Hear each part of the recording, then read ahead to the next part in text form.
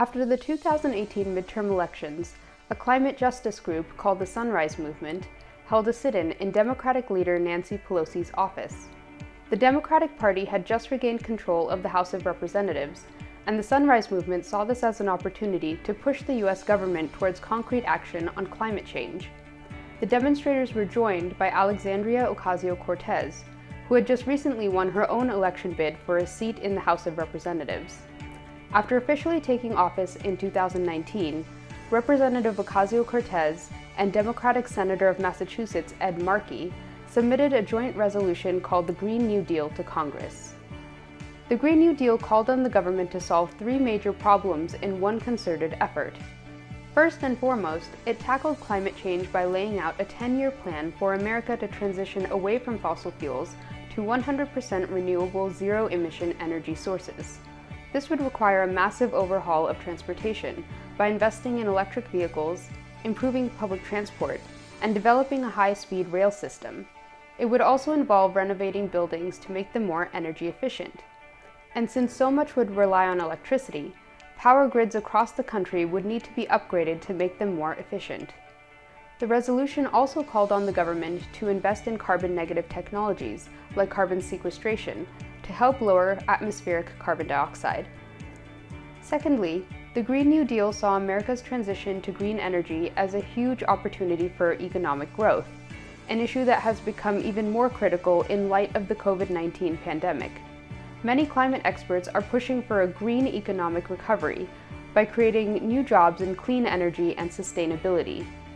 The Green New Deal made it a federal responsibility to provide job training and access to high-quality education so that American workers would be equipped to help transition and maintain America's new energy infrastructure.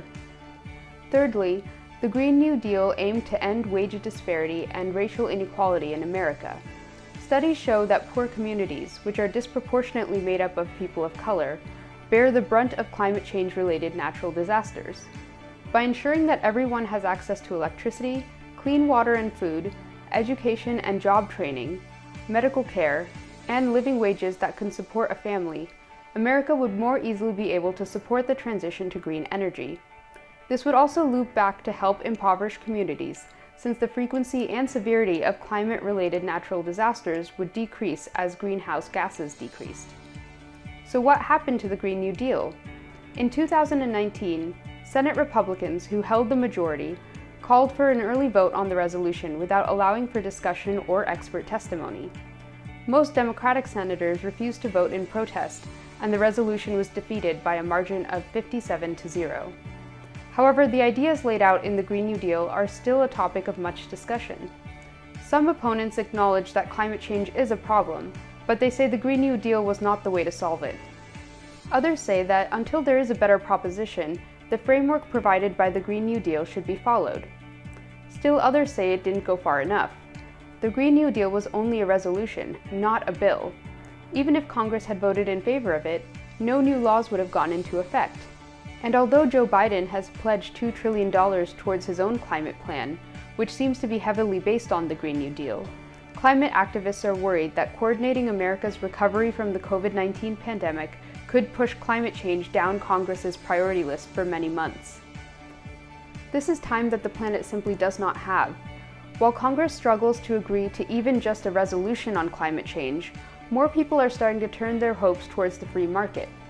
Although making climate change profitable is not exactly altruistic, it may be just what we need to save the world.